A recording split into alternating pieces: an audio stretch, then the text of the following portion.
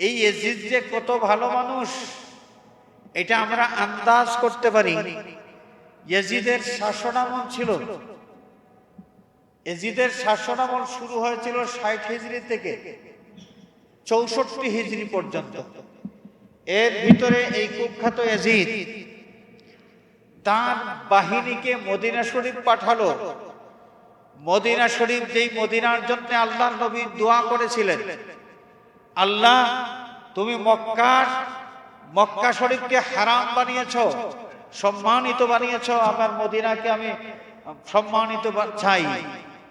আল্লাহ রাব্বুল আলামিনের কাছে চাইয়া যেমনি ভাবে মক্কা শরীফ হারাম শরীফ, ঠিক তেমনি ভাবে মসজিদে নববী শরীফ, এই মদিনা শরীফও ওইখানে হারাম অর্থাৎ সম্মানিত এলাকা হিসেবে আল্লাহর কাছে এভাবে গ্রহণযোগ্য হয়েছে। সেই জায়গায় মসজিদে নববী শরীফ, যেই মসজিদে নববী শরীফে রহমতুল লিল আলামিন দু জাহানের বাদশা নবী সাহাবায়ে কেরামকে নিয়ে নামাজ আদায় করেছেন, এই কুখ্যাত ইয়াজিদ তার বাহিনী পাঠাইয়া সেই মদিনায় বাহিনী পাঠাইয়া ঘোষণা দিয়েছে ৩ দিন পর্যন্ত মদিনায় তোমরা যা করবে তোমাদের কোনো পাপ হবে না, তোমাদেরকে দোষারোপ করা হবে না, যা করতে পারো। নাউজুবিল্লাহ বলেন। কুখ্যাত ইয়াজিদ বাহিনী তাদের উট, ঘোড়া, গাদা, খচ্চর এগুলো আল্লাহর নবীর মসজিদের ভিতরে বেঁধে রেখেছিল। এই উট, ভেড়া, চতুষ্পদ জন্তুগুলো মসজিদের ভিতরে পেশাব পায়খানা করেছে, মসজিদ নাপাক করেছে, গোমরা করেছে। মসজিদে নববী শরীফের মধ্যে ৩ দিন পর্যন্ত আজান হয় নাই, ৩ দিন পর্যন্ত নামাজ হয় নাই। আজান বন্ধ করেছে, নামাজ বন্ধ করেছে, মসজিদের নববী শরীফের পবিত্রতা নষ্ট করেছে সেই ইয়াজিদ বাহিনী। এবং ইয়াজিদ এই কারণে তাদেরকে আগেই তাদেরকে বলে দিয়েছে ৩ দিন তোমরা যা করতে পারো, তোমাদের কোনো পাপ হবে না, কোনো অপরাধ হিসাবে গণ্য হবে না, যা করতে পারো।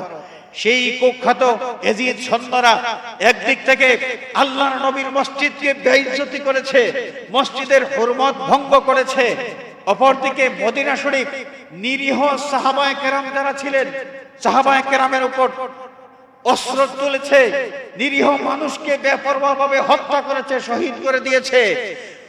সেই মহিলা সাহাবী যারা ছিলেন, মহিলা সাহাবীদের ইজ্জত লুণ্ঠন করেছে, তাদের সাথে খারাপ আচরণ করেছে।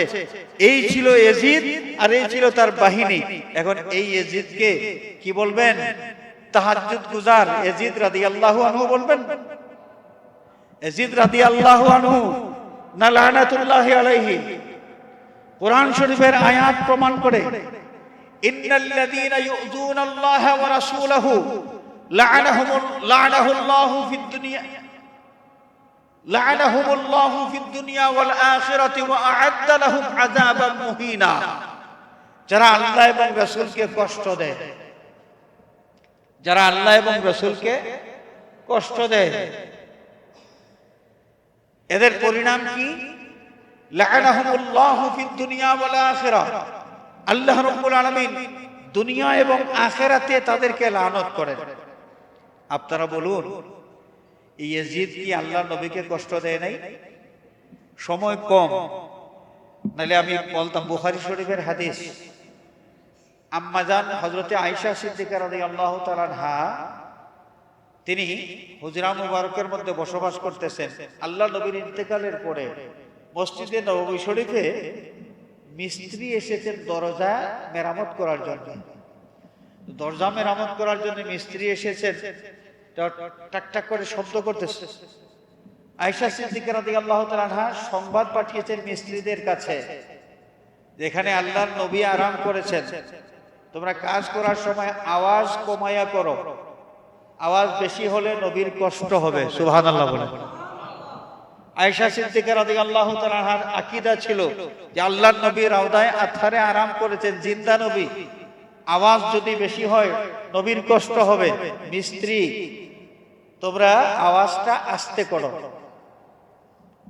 সেই নবীজি সাল্লাল্লাহু আলাইহি ওয়াসাল্লামের মসজিদে ইয়াজিদ বাহিনী তাদের গাদা, খচ্চর, উট, ঘোড়া এগুলো ভাঙলো, মসজিদের মধ্যে জীব জন্তুগুলো চিল্লাচিল্লি করলো, পেশাব পায়খানা করলো, আল্লাহ নবী মনে হয় খুব খুশি ছিলেন। কি মনে করেন? আজান বন্ধ ছিল 3 দিন, আজান হয় নাই। নামাজ বন্ধ ছিল 3 দিন। জিন্দা নবী সাল্লাল্লাহু আলাইহি ওয়াসাল্লাম এই মসজিদের পাশেই আরাম করেছেন রওজা মুবারকে। নবীজি খুব খুশি হয়েছেন মনে হয়, না কষ্ট পাইছেন? তো নবী যদি কষ্ট পেয়ে থাকেন, যেই মদিনার জন্য আল্লাহর নবী বরকতের দোয়া করলেন, সম্মানের দোয়া করলেন, সেই মদিনার সাথে কেউ যদি বেইজ্জতি করে, তাহলে আল্লাহর নবী বেজার হওয়ার কথা। আর নবীকে যদি কেউ বেজার করে, আল্লাহ পাক কোরআনে কারীমের মাধ্যমে জানিয়ে দিয়েছেন, লাআনাহুমুল্লাহু ফিদ দুনিয়া ওয়াল আখিরাহ, এরা দুনিয়াতেও মালউন, এদেরকে লানাতুল্লাহ বলতে হবে, এবং আখিরাতেও হলো এরা মালউন, অভিশপ্ত। হাজিরিন, কারবালার ঘটনা ঘটলো। কারবালার ঘটনা ঘটলো, সাইয়্যিদনা হযরতে হুসাইন রাদিয়াল্লাহু তাআলা আনহু এই মদিনা শরীফ থেকে ওইখানে কেন গেলেন? ইয়াজিদ মদ্যপ, মদের মধ্যে ডুবে থাকতো। ইতিহাস প্রমাণ, অথেন্টিক ইতিহাস গ্রন্থ যেগুলো আছে এগুলোর মধ্যে আছে, মদের মধ্যে ডুবে থাকতো, নারীবাজি করত। অর্থাৎ ইসলামের যে বিধিবিধান হালাল হারাম এইদিকে তার কোনো খেয়াল ছিল না, কোনো সম্পর্কই ছিল না, যেমনি ইচ্ছা তেমনি চলাফেরা করত। এই ইয়াজিদ যখন খেলাফতি দাবি করলো, তখন মুসলমানদের মধ্যে একজন মুসলমান তার বিরুদ্ধে জেগে উঠলেন যে না, ইসলামী শরীয়তের বিধিবিধান যেই পালন করে না, ইসলামের বিধানের উল্টা করে এমন একজন মানুষ মুসলমান জাতির খলিফা হইতে পারে না।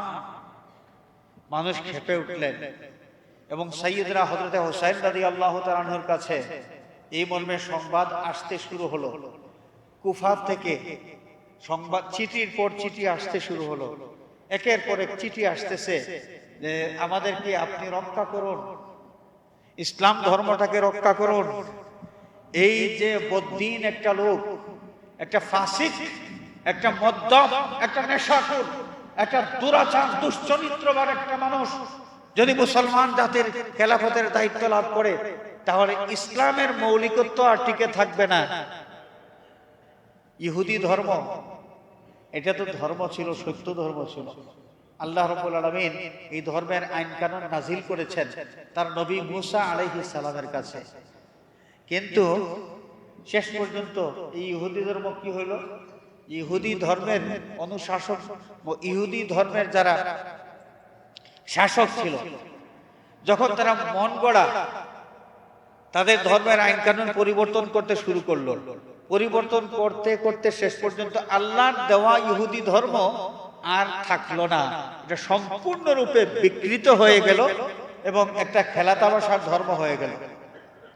ইহুদি ধর্ম যদি এমন হইতে পারে, তাহলে মুসলমান জাতির খলিফা হিসাবে যিনি থাকবেন, তিনি যদি মদ্যপ হয়ে থাকেন, মদকুর হয়ে থাকেন, তিনি যদি নারীবাজ হয়ে থাকেন, হালাল হারামের তোয়াক্কা তিনি করেন না, এমন একজন ফাসিক মানুষ যদি মুসলমানদের খলিফা হয়ে যায়, তাহলে ইসলাম ধর্ম আর থাকবে কোথায়? ইসলামের মৌলিকত্ব থাকবে না, ইসলামের মৌলিকত্ব আর টিকে থাকবে না। মুসলমানদের মধ্যে হাহাকার শুরু হয়ে গেল যে ফাসিকের হাত থেকে ইসলাম ধর্মকে রক্ষা করতে হবে, ইসলাম ধর্মের অস্তিত্ব রক্ষা করতে হবে। চিঠি আসতে শুরু হলো সেই কুফা থেকে সাইয়্যিদনা হযরত হুসাইন রাদিয়াল্লাহু তাআলা আনহুর কাছে।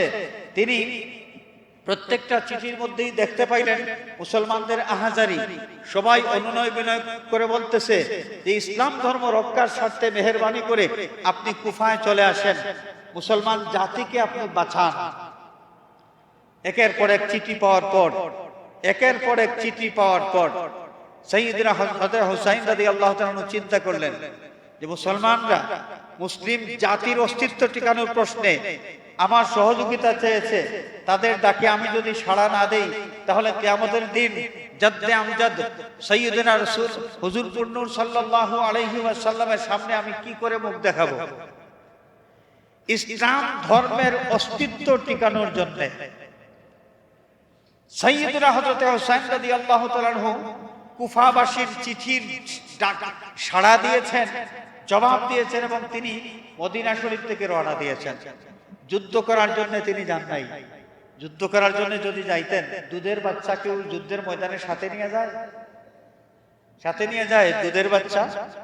তো তিনি, তার সাথে তো দুধের বাচ্চাও ছিল, তার সাথে মহিলাও ছিল, ছোট বাচ্চাও ছিল, পরিবার পরিজন সব নিয়ে তিনি কুফায় গিয়েছেন। যুদ্ধ করার জন্য তিনি যান নাই। মুসলিম মিল্লাতকে সংকটকালীন সময়ে তার উপস্থিতিতে যেন এই সংকট দূর হয়, মুসলমান এই ইসলাম ধর্মের অস্তিত্ব যেন টিকে থাকে, অবিকৃত অবস্থায় থাকে, এই জন্য তিনি মদিনা শরীফ থেকে কুফায় গিয়েছিলেন। বর্তমান যুগে কিছু লোক আছে যারা এজিদের দালালি করতে গিয়ে বলেন যে কারবালার যুদ্ধ এটা ছিল ক্ষমতার লড়াই, ক্ষমতা দখল করার জন্য হযরত হুসাইন এবং এজিদ দুইজন যুদ্ধ করেছেন। যুদ্ধের মধ্যে একজন জয়ী হয়েছেন, আরেকজন পরাজিত হয়েছেন। এটা রাজনৈতিক একটা যুদ্ধ ছিল। এবং তারা বলেন এই ক্ষেত্রে হযরত এজিদ রাদিয়াল্লাহু তাআলা আনহুর কোনো দোষ ছিল না। নাউজুবিল্লাহ বলেন। হাজিরিন, এর চাইতে বড় মিথ্যা আর কি হইতে পারে? তারা বলেন ইয়াজিদ ছিলেন সিরিয়ার দামেস্কে, ঘটনা ঘটল ইরাকের কারবালা প্রান্তরে। তো ইয়াজিদ কার নির্দেশে ঘটল? হুকুমদাতা কে ছিল? পরিকল্পনাকারী কে ছিল? এখানে ইয়াজিদকে বাঁচানোর কোনো সুযোগ নাই। কারণ হযরতে নুমান বিন বাশীর রাদিয়াল্লাহু তাআলা আনহু আল্লাহর নবীর জলিলুল কদর সাহাবী, কুফার গভর্নর ছিলেন। যখন সাইয়েদনা হযরতে হুসাইন রাদিয়াল্লাহু তাআলা আনহু কুফার উদ্দেশ্যে রওনা করেছেন, তখন গভর্নর ছিলেন নুমান বিন বাশীর রাদিয়াল্লাহু তাআলা আনহু। সাহাবায়ে কেরাম সবাই আহলে বায়তুন নবী, নবীর বংশধর যারা ছিলেন সকলকে খুব বেশি সম্মান করতেন, তাদেরকে মহব্বত করতেন, সম্মান করতেন। এখন নুমান বিন বাশীর সেই ধরনের একজন লোক। তো হুসাইন রাদিয়াল্লাহু তাআলা আনহু তিনি যদি কুফায় যান, তাহলে এই কুফার গভর্নর নুমান বিন বাশীর হুসাইন রাদিয়াল্লাহু তাআলা আনহুকে সম্মান করবেন, সুযোগ সুবিধা দিবেন, সবকিছু করবেন। তাইলে তো সমস্যা হয়ে যাবে। বিদ্রোহী যারা, বিদ্রোহীদের একটা সুবিধা হয়ে যাবে। সুতরাং এই হুসাইনের বিরুদ্ধে কঠোরভাবে ব্যবস্থা নেওয়া যায় এমন একজন মানুষ দরকার। কুখ্যাত ইয়াজিদ হুসাইন রাদিয়াল্লাহু তাআলা আনহুর বিরুদ্ধে কঠোর ব্যবস্থা গ্রহণ করার জন্যই হযরত নুমান বিন বাশীর রাদিয়াল্লাহু তাআলা আনহুকে কুফার গভর্নরের পদ থেকে অপসারিত করে ওইখানে নিয়োগ দিয়েছে উবাইদুল্লাহ বিন জিয়াদ নামক কুখ্যাত সেই লোকটাকে। জালিম উবাইদুল্লাহ বিন জিয়াদ এজিদের পছন্দের লোক, এবং এজিদ তাকে পছন্দ করে ওইখানে গভর্নর বানিয়ে দিয়েছে, যেন তিনি হুসাইন রাদিয়াল্লাহু তাআলা আনহুর বিরুদ্ধে যে কোনো ধরনের নির্মম যে কোনো ব্যবস্থা গ্রহণ করতে পারেন। যেমনি ভাবে পরিকল্পনা ছিল, সেই পরিকল্পনা বাস্তবায়ন করেছে ইয়াজিদের 5টা গোলাম কুখ্যাত Ubaidullah bin Ziyad. Ubaidullah bin Ziyad যা করেছে, কারবালার প্রান্তরে আহলে বাইতুন নবীর 19 জন মানুষ সহ মোট 72 জন মানুষকে শহীদ করেছে। এক ফোঁটা পানিও তাদেরকে দেওয়া হয় নাই, পানি বন্ধ করে দেওয়া হয়েছে, নির্মম ব্যবহার করা হয়েছে। যা করা হয়েছে সব ইয়াজিদের নির্দেশে করা হয়েছে। ইয়াজিদ ছিল নির্দেশদাতা, তার নির্দেশ বাস্তবায়ন করতে গিয়া এই কারবালার নির্মম মর্মান্তিক সেই ঘটনা ঘটেছে। সুতরাং ঐতিহাসিক সত্যকে পাশ কাটিয়ে ওই কারবালার ঘটনা থেকে ইয়াজিদকে নির্দোষ বানানোর কোনো সুযোগ নেই। ইয়াজিদের পক্ষে যারা দালালি করার চেষ্টা করেন এবং ইয়াজিদ রাদিয়াল্লাহু তাআলা আনহু বলে ইয়াজিদকে সম্মানিত করতে চান, মনে রাখবেন ইয়াজিদ এমন একটা পাষণ্ড ছিল, আল্লাহর নবীর বংশধরদের প্রতি তার কোনো বিন্দু পরিমাণ কোনো ভক্তি শ্রদ্ধা কিছুই ছিল না। এবং আল্লাহর নবীর কলিজার টুকরা হযরত হুসাইন রাদিয়াল্লাহু তাআলা আনহুর কি মর্যাদা, এই হুসাইন রাদিয়াল্লাহু তাআলা আনহুর 1 পয়সার কোনো দাম এই কুখ্যাত ইয়াজিদের কাছে ছিল না। এমন কোন মানুষ যদি হয় তাহলে এই লোকটা কখনো ভালো মানুষ হইতে পারে না। আল্লাহর নবী সাল্লাল্লাহু আলাইহি ওয়াসাল্লাম হাদিস শরীফের মাধ্যমে জানিয়ে দিয়েছেন, যেমন মুসনাদে আহমদের মধ্যে একখানা হাদিস সাইয়্যিদনা আবু সাঈদ খুদরি রাদিয়াল্লাহু তাআলা আনহু থেকে বর্ণিত। তিনি বলেন মান আবগাদানা আহলাল বাইত ফাহুয়া মুনাফিকুন। আমার আহলে বাইত তোমরা শুনো, আমার আহলে বাইত তোমরা শুনো, যে ব্যক্তি এই আহলে বাইতের সাথে দুশমনি করবে ফাহুয়া মুনাফিকুন, সে মুনাফিক। লা ইউহিব্বুনা মুনাফিকুন, কোন মুনাফিক আহলে বাইতকে মহব্বত করতে পারে না। ওয়ালা ইউবগিদুনা মুমিনুন, এবং কোন ঈমানদার আহলে বাইতের সাথে দুশমনি রাখতে পারে না।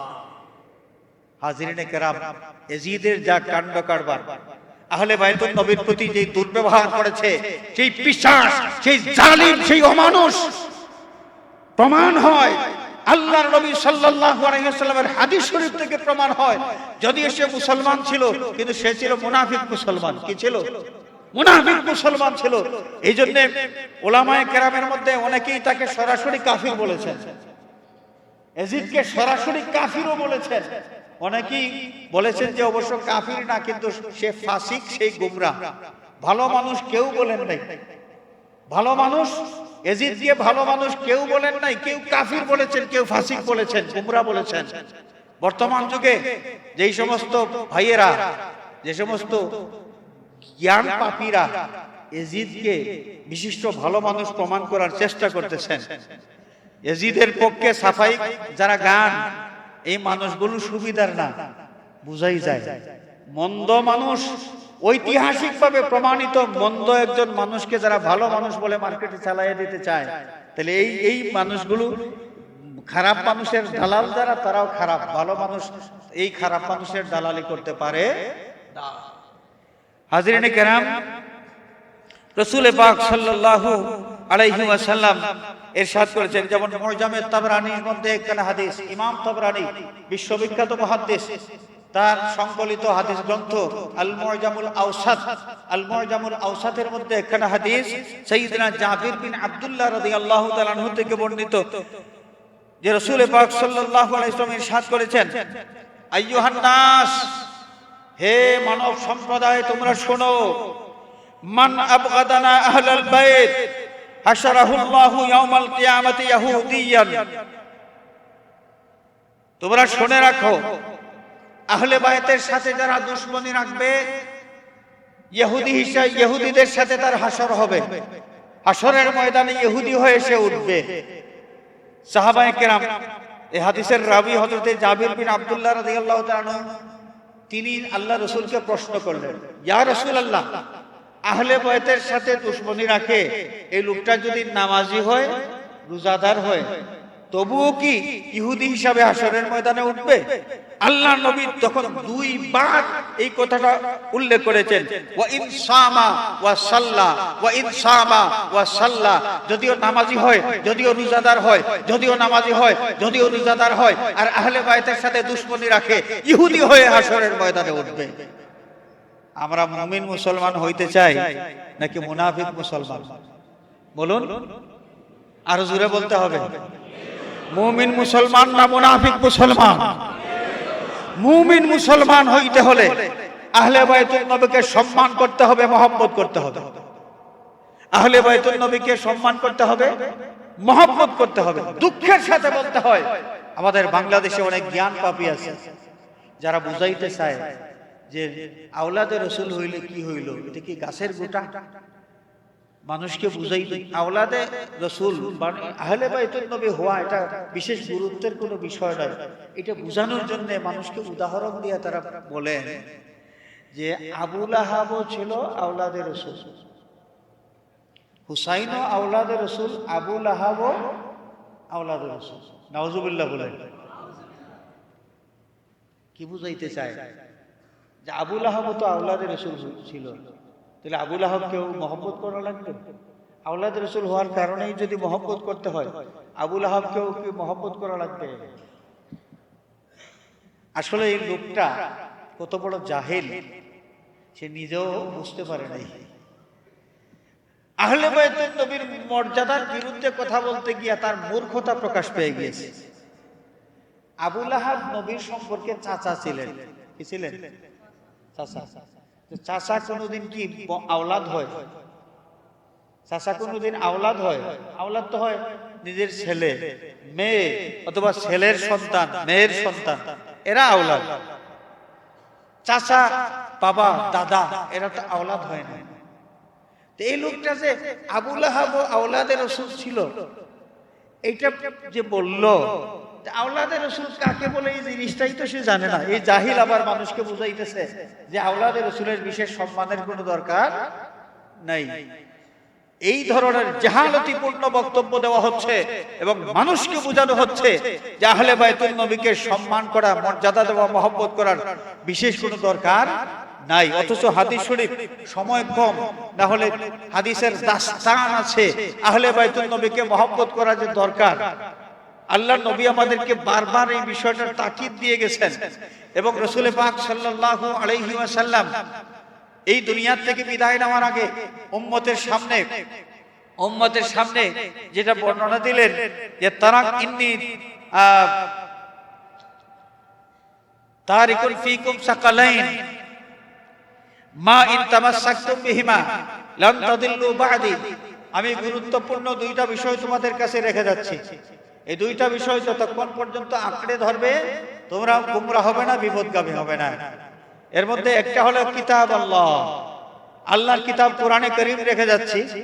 আরেকটা হলো ইতরাতি আহলে বাইতি, আমার বংশধর, আমার আহলে বায়াতকে রেখে যাচ্ছি।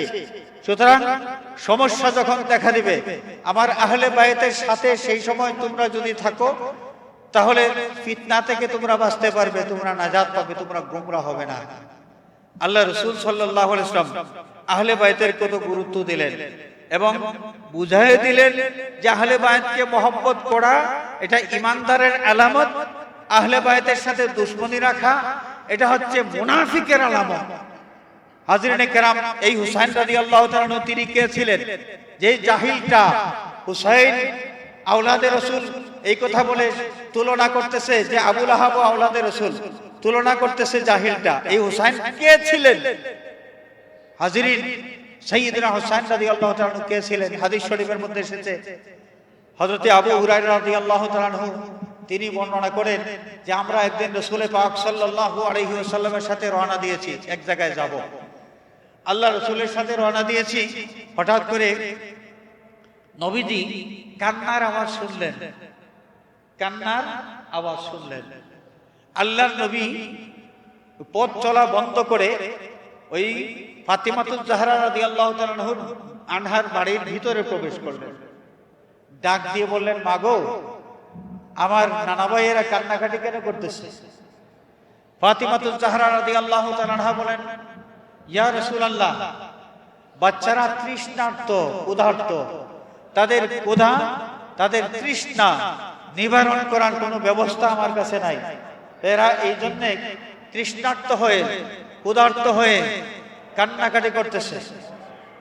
কারবালার প্রান্তরে প্রাণ কুরবানি করার মাধ্যমে সাইয়্যিদনা হুসাইন এবং আহলে বাইতুল নবী সাল্লাল্লাহু আলাইহি ওয়াসাল্লাম যেই শিক্ষা আমাদেরকে দিয়ে গেছেন যে বাতিলের সাথে কখনো আপোষ করা যায় না।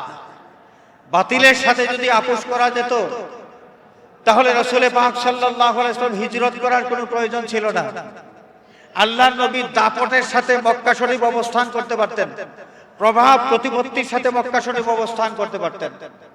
সেই কুখ্যাত ইয়াজিদের সাথে, লম্পট ইয়াজিদের সাথে যদি হযরতে হুসাইন রাদিয়াল্লাহু তাআলা আনহু আপোষ করতেন তাহলে সেই মর্মান্তিক ঘটনার শিকার হওয়া লাগতো না।